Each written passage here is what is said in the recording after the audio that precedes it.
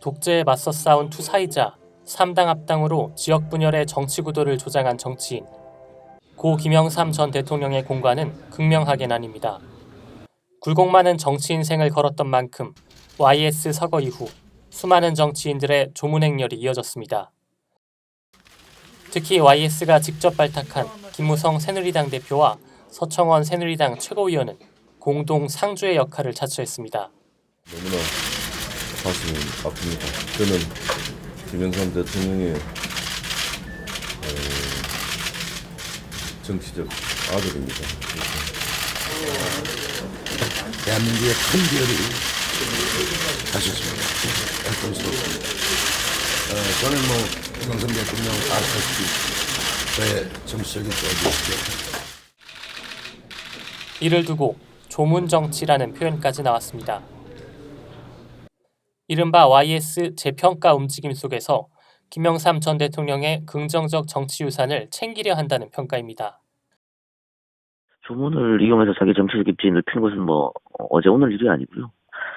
그 두 사람은 당 내에서 친박이냐 아니냐 이걸로 주도권 싸움을 벌이고 있는 와중이기 때문에 더더욱 두 사람의 적장자 싸움, 적장자 논란은 분명히 자기가 이 조문 정국에서 자기 입지를 높이려는 그런 의도가 분명히 있는 것이죠.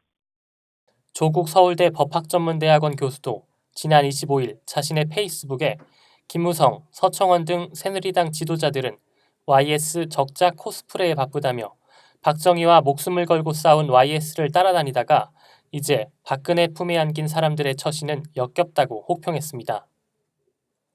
하지만 조문 정치의 효과는 제한적일 것이라는 전망이 우세합니다. YS의 상도동계가 이미 유명무실해졌기 때문입니다. 상도동계가 혹시 다시 힘을 발휘하거나 아니면 현실 정치권에 영향을 줄 가능성에 대해서는 어떻게 보시나요? 그럴 일은 없을 겁니다. 그건 어려운 거고요. 상도동의 동교동계의 정치적인 영향력은 지난 2012년 대통령 선거로 끝이 났다고 보고 있습니다.